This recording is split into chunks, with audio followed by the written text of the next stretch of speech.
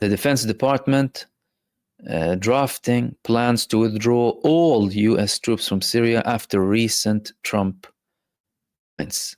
Again, quoting Donald Trump and the fact that he made several statements in relation to Syria. The fact that they, doesn't necessarily want to remain there, saying that, Turkey is the biggest winner there. Called an unfriendly, smart guy, according to him. And that's something that Israel was very worried about. Because the US presence inside of Syria was very important. Israel was hoping to build an alliance with SDF alongside the United States inside of Syria and potentially with other militias down south. These things are going down the drain. Nothing is working for them. And this would be the biggest blow for Israel in Syria, because if the United States lifts the support of the SDF, that's done. That is done. Israel would have no hope when it comes to expansion or creating another country, another state within Syria. And this is coming simultaneously with a strategic agreement now between Syria and Turkey, a full defense and strategic agreement with Turkey having two main bases inside of Syria, deploying 50 F-16 fighter jets that will be training the Syrian army and keep the Turkish army until the Syrian army is fully built and the fighter jets protecting Syria at the time. This is significantly changing the balance and the geopolitical map in the region. Radars, weapons, bases of Turkey inside of Syria.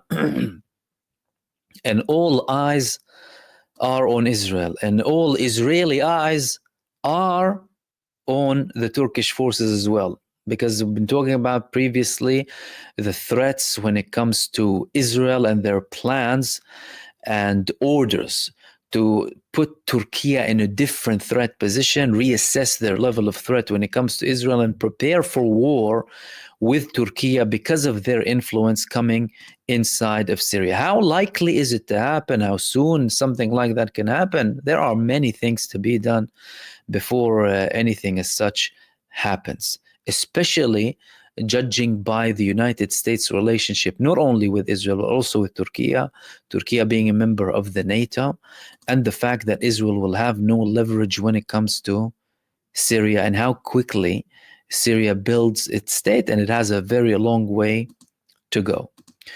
Which leads me to the final thing that I wanted to talk to you about today. This didn't receive a lot of coverage.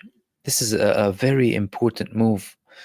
Russia killed Ukrainian officers and NATO officers in a shelling on Kharkiv.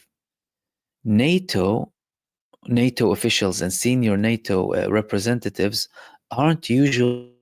they don't usually fall as casualties between Russia and Ukraine.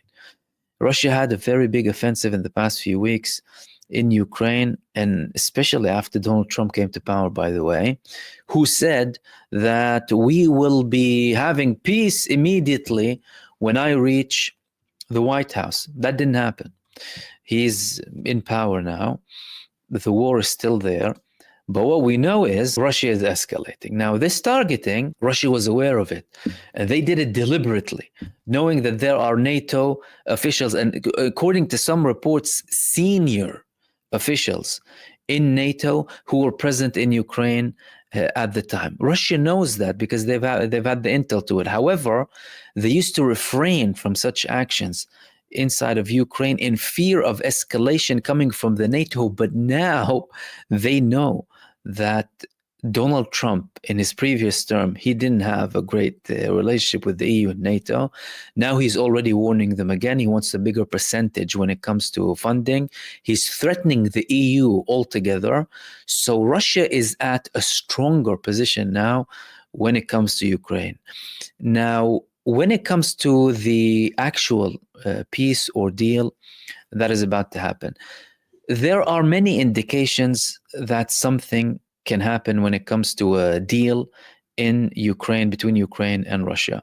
There was already a draft and there were already negotiations happening back in July before there was an escalation between Iran and Israel. The Belarusians and other mediators, they were going back and forth between Russia and Ukraine, and the Ukrainian side, especially Zelensky himself, he showed willingness to have an agreement with Russia as a ceasefire, and ending the hostilities.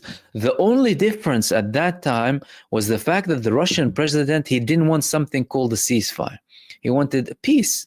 He wanted everyone to recognize the territories held and controlled by Russia in now eastern Ukraine, and of course legitimacy over Crimea. Also confirmations coming from Ukraine that they will not be joining the NATO. These things were not totally accepted by Ukraine. There were attempts to try and reach a deal by having a clause saying that Ukraine join the NATO for 20 years, but then they have an option to join the NATO. However, all of that collapsed. And all of that collapsed at the time. There were indications that it was the United States pushing Ukraine for an escalation with Russia. And there were also assumptions that this was tied with Russia's programs and with Russia's support for Iran in West Asia. And the United States wanted to have an escalation. Then there was the Kursk invasion. After, there was a very close deal in the making. But judging on that previous deal, there could be something built now, especially with Donald Trump in power. Zelensky himself knew that when Trump comes, he sealed the deal.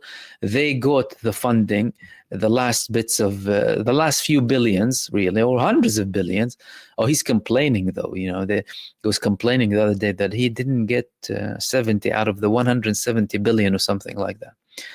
Anyway, it's not likely to happen now, but all of that pushes for an actual deal between Russia and Ukraine. So far, Russia is using the situation to their benefit. The United States is no longer in the same position that they were under the Biden administration, and Biden and his son were known to have ties and interests inside of Ukraine too. However, things are clearly different with Donald Trump in power.